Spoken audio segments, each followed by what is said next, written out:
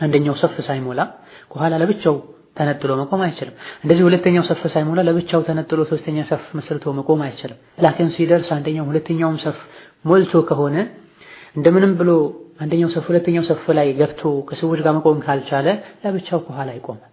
قال الشيخ ابن عثيمين رحمه الله تعالى إذا جاء المصلي ووجد نفسه يقف منفردا لا حرج عليه صلاة የሚገባ ሰው ሲገባ ሰፉ ሁሉ ሞልቶ ያገኘ እንደሆነ ለብቻው ቢቆም ምንም ችግር የለውም ይላል። وكذلك يقول الشيخ ابن باز رحمه الله تعالى عليه أن يلتمس موضعا في الصف ፊት ለፊት ካሉ ሰፎች ማቆም የሚችለው ቦታ እንዳለ ሊያቆመው የሚችል ቦታ እንዳለ ይፈልግ። ካላገኘሳ أو يقف منفردا على يمين الإمام ከኢማሙ በስተቀኝ ፊት ለፊት ሄዶ ከኢማሙ በስተቀኝ ሊቆም ይሞክር። ይሄን ሁሉ ሞክሮ ካልቻለ ለብቻው መቆም ይችላል። ከኢማሙ በስተቀኝ መቆምን በተመለከተ ይሄም ግልጽ የሆነ ጉዳይ ነው። አንዳንድ የሚቃወሙ ሰዎች ይኖራሉ ያለ ማስረጃ ማለት ነው። ሰፉ ሁሉ ከሞላ መቆሚያ ካጣ አንዱ ለሶስት ሰዎች ከፊት ለፊት ገብተው ከኢማሙ በቀኝ በኩል ቢቆሙ ምንም ችግር የለውም። በአንድ በሁለት ሰውም አይገደብም። ሁኔታው ካስገደደ ከዛም በላይ ሰዎች ከኢማሙ በቀኝ በኩል መቆም ይችላሉ። 26ኛው ስህተት ስጁድና ሩኩዕ ላይ ሆኖ ቁርአን መቅራት ነው። ይህ አልፎ አልፎ ይታያል። በተለይ ሩኩዕ ላይ ልክ ከውጭ ሲመጡ ኢማሙ ሩኩዕ ላይ ሆነው ከደረሱ ወይም ደግሞ ሩኩዕ ሊወርድ ሲል ከደረሱ ሩኩዕ ላይ ሆነው ፋቲሃ የሚቀሩ ሰዎችን እናያለን። አንዳንዴ ነብዩ ሰለላሁ ዐለይሂ ወሰለም አላ አዋጅ እኒ ኑሂቱ እነሆኔ ተከልክያለሁ አን አቅረአል ቁርአነ ራኪዐን አው ሳጅዳ ሩኩዕ ላይ ወይም ስጁድ ላይ ሆኜ ቁርአን መቅራት ተከልክያለሁ አላህ ከልክሎኛል ይላል። እሳቸው ተከልክለው ለኛ አይፈቀድም። فأما الركوع فعظموا فيه الرب عز وجل ركوعማ አላህን አልቁበት سبحان ربي العظيم سبحان ربي العظيم በሉ وأما السجود فاجتهدوا في الدعاء فقمن أن يستجاب لكم ስጁድማ ዱዓ ብዙበት አላህ Subhanahu Wa Ta'ala እሺ ይላችኋል በማለት ነብዩ ሰለላሁ ዐለይሂ ወሰለም ተናግረዋል። መሆኑም ሩኩዕ ላይ አላህን ማጥራት ነው የሚጠበቅብን። ስጁድ ላይ ደግሞ አላህን ማጥራትና ዱዓ ማድረግ ነው የሚጠበቅብን። ሩኩዕና ስጁድ ዝቅ የምንልበት ቦታ ነው። ዝቅ ተብሎ ቁርአን አይቀራም። ቀና ተብሎ በክብር ተኮኖ ነው ቁርአን የሚቀራው። መሆኑም ስጁድና ሩኩዕ ላይ ቁርአን መቅራት ይከለከላል። ምናልባት ስጁድ ላይ ሆነን ዱዓ ስናደርግ ቁርአን ውስጥ ያሉ ዱዓዎችን ብንል ችግር የለውም። እንደ ቁርአን ሳይሆን የተጠቀምነው እንደ ዱዓ ነውና ለምሳሌ ربنا آتنا في الدنيا حسنة وفي الآخرة حسنة وقنا عذاب النار بنل شجر يلهم ربنا لا تزغ قلوبنا بعد إذ هديتنا وهب لنا من لدنك رحمة بنل شجر يلهم ولتم قرآن ناجريلوچم قرآن استيالو دعاዎችን ብንጠቀም በዱዓነት ነው እንጂ ተጠቀምነው በቁርአንነት ስላልሆነ ችግር አይኖርም። 27ኛው ስህተት ሶላትን ከጨረሱ በኋላ በጋራ ዱዓ ማድረግ። እንደዚሁ ዱዓ ከጨረሱ በኋላ ፊትን ማበስ ከሚታዩ ስህተቶች መሃል አንዱ ነው። አንዳንድ ሰዎች በቋሚነት ሁሌ ሆን ብለው ሶላታቸውን እንደጨረሱ ፈርዱ ሶላት እንዳሰላመቱ እጃቸውን አንስተው ዱዓ ያደርጋሉ። ሌሎች ደግሞ በጀማዓ ዱዓ ያደርጋሉ።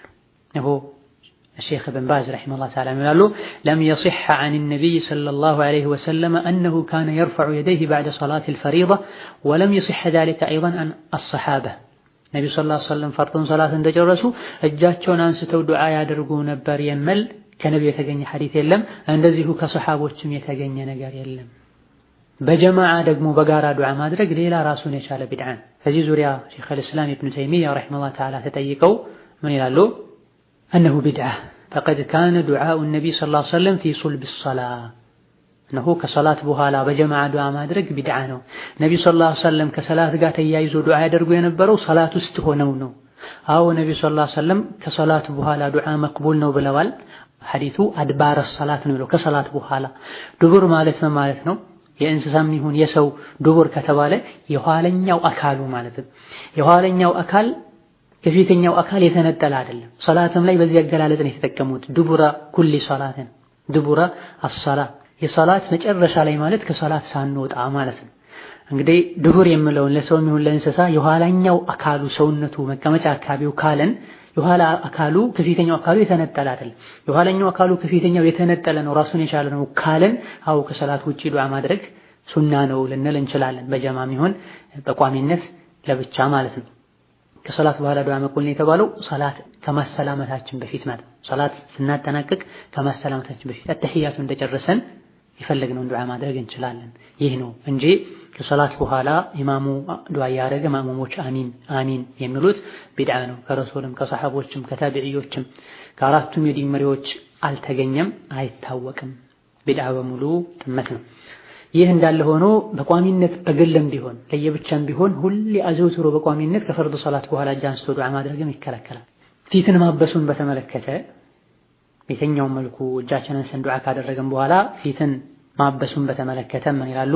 ረፍዑ ነቢይ ሰለላሁ ዐለይሂ ወሰለም የደይህ ፊ ዱዓኢ ፈቀድ ጃአ ፊህ አሐዲሱ ከሲራ ሰሒሐ። ነቢዩ ሰለላሁ ዐለይሂ ወሰለም ዱዓ ሲያደርጉ እጃቸውን ያነሱ እንደነበረ እጅግ በጣም ብዙ ሰሒሕ ሐዲሶች ተገኝተዋል። ወአማ መስሑል ወጅህ ፈለይሰ ዐንሁ ፊህ ኢላ ሐዲሱን አው ሐዲሳኒ ላ የቁሙ ቢሂማ ሑጃ። ዱዓ ካደረጉ በኋላ ፊትን ማበስ በተመለከተ ግን አንድ ወይም ሁለት ሐዲስ ተገኝቷል፣ ግን ለማስረጃነት የሚበቁ ሐዲሶች አይደሉም፣ ደዒፍ ናቸው። በመሆኑም እጃችንን አንስተን ዱዓ ካደረገን በኋላ ዝም ብለን ነው ተነስተን የምንሄደው ዱዓውን አጠናቀን እንጂ ፊታችንን አናብስም። ረሕመት ይወርድበታል ፊታችሁን አብሱ የሚሉት ነገር አለ። ሐዲስ ደዒፍ ነው፣ ማስረጃ ሊሆን አይችልም። የመጨረሻውና 28ኛው ስህተት ሶላትን ካሰላመቱ በኋላ መጨባበጥ። በጀማ ሰግደው ልክ ሲያበቁ አሰላሙ አለይኩም ወራህመቱላህ አሰላሙ አለይኩም ወራህመቱላህ እንደተባለ በግራና በቀኝ ያሉ ሰዎችን ይጨብጣሉ። አንዳንድ መስጂዶች ላይ ይገጥማል። ለሱናው የማይጓጉትን ያክል ለቢድዓ ይጓጓሉ። ሱናው ከሶላት ውጪ ባለው ጊዜ መንገድ ላይ የተለያዩ ቦታዎች ላይ ሲገናኙ ሙስሊም ለሙስሊም መጨባበጥ ነበረባቸው። ወንድ ከወንድ ሴት ከሴት ኢላን የሆነ መሕረም ሙስሊም ወንድም ሙስሊም ወንድሙን ሙስሊም እህት ሙስሊም እህቷን እንደዚሁ መሕረም የሆኑ በሚጨባበጡበት ጊዜ ወንጀላቸው እንደሚራገፍ ነብዩ ሰለላሁ ዐለይሂ ወሰለም ተናግረዋል። ይሄን ብዙ ጊዜ አይጓጉለትም፣ አያደርጉትም ምናልባት የሚያውቁት ሰው ካልሆነ በስተቀር። ላኪን ከሶላት በኋላ ምንም ባያቀኝ ሰላም አለይኩም እንደተባለ እጁን ዘርግቶ ሰላምታ ቢድዓ ነው፣ የተከለከለ ነው። ምናልባት የሚተዋወቁ ሰዎች ሆነው ከሶላት በፊት ሳይተያዩ ቀርቶ ሶላት እንዳሰላመተ ካጠገቡ ሲያገኘው ሰላም ቢለው ችግር የለም። ላኪን ምንም የማያውቀውን ሰው ሱና ነው በሚል ካሰላመተ በኋላ መጨበጡ የተከለከለ ነው። በዚሁ አጋጣሚ ባዕድ ወንድና ባዕድ ሴት በየትኛው መልኩ መጨባበጥ አይቻልም፣ ሐራም ነው። ነብዩ ሰለላሁ ዐለይሂ ወሰለም ከልክለዋል። እኔ ሴት አልጨበጥም ብሏል። ባዳ ሴትን ከመጨበጥ አጅነቢ ሴትን ከመጨበጥ ባዳ ስንል ጭራሽ ዝምድና ያሌላቸው ማለት አይደለም። ያጎት ልጅ እንኳ ብትሆን ያክስት ልጅ እንኳ ብትሆን ማግባት የሚችልን ሴት ማግባት የሚችለውን ወንድ መጨበጥ ነብዩ ሰለላሁ ዐለይሂ ወሰለም ከልክለዋል። እንዲህ አይነት ባዳ ሴትን ባዕድ ወንድን ከመጨበጥ 70 ዓመት በጀሃነም እሳት የጋለን ብረት መጨበጥ እንደሚቀልሉ ተነግሯል። አላህ ሱብሓነሁ ወተዓላ ሶላታቸውን አሳምረው ሰግደው ሶላታቸው ከወንጀል ከሚከለከላቸው ባሪያዎቹ ያድርገን። هذا والله تعالى أعلم. السلام عليكم ورحمة الله وبركاته.